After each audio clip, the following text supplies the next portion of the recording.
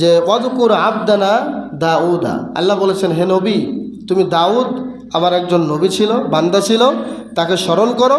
জাল আইদ, তার অনেক শক্তি ছিল, তার অনেক ক্ষমতা ছিল, এবং ইন্নাহু আওয়াব, সে আমার দিকেই প্রত্যাবর্তনশীল ছিল, আমার দিকেই ফিরে আসছিল, এবং আমি তাকে অনেক বেশি পছন্দ করতাম। আল্লাহকে আমাদের নবী, আল্লাহ রাব্বুল আলামিন আমাদের নবীকে সুন্দর করে স্মরণ করতে বললেন দাউদ আলাইহিস সালাতু ওয়াস সালামের ব্যাপারে। এরপরে যদি আমরা দেখি সূরা সাবার মধ্যে আল্লাহ পাক বলেছেন, এবং সূরা নামলের মধ্যে এসেছে ওয়ালাকাদ আতাইনা দাউদা ওয়া সুলাইমানা ইলমা, আল্লাহ পাক বলেছেন আমি দাউদ এবং সুলাইমান নবীকে ইলম দিয়েছিলাম।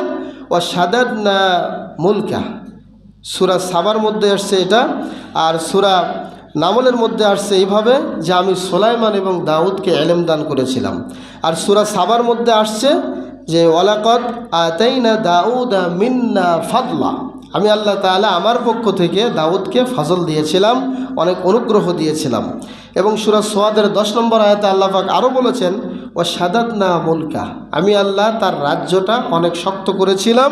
ওয়া আতাইনাহুল হিকমা, এবং তাকে হিকমত দিয়েছিলাম। ওয়া ফাসলাল খিতাব, এবং বিচার ফয়সালার পাণ্ডিত্য দিয়েছিলাম। তাহলে এই কথাগুলো কার? আল্লাহর। তাহলে আল্লাহর কথা অনুযায়ী আল্লাহ রাব্বুল আলামিন তাকে নবুয়তের দায়িত্ব দিয়েছিলেন। এবং সূরা সোয়াদের 26